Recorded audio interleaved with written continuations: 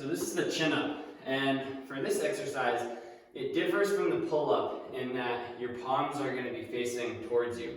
Okay, so for a pull up, your palms are away from you, but for a chin up, your palms are towards you.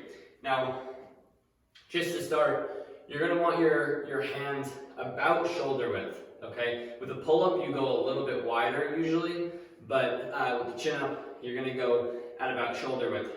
And then from there, there's really two main things that I want to cover. I'm going to cover a little bit more than that, but two main things. The first one is when you're at the bottom of the repetition, okay, you want to push your shoulders away from your head here, because that, when you start pulling up, is going to be proper form.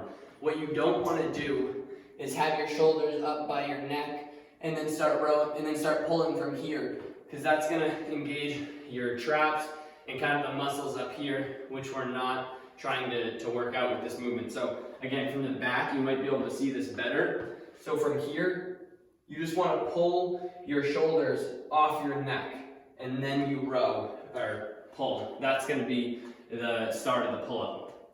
And then the other thing is you want to get your chest to the bar. A lot of people will come up and they'll try and squeeze their head and their chin over the bar.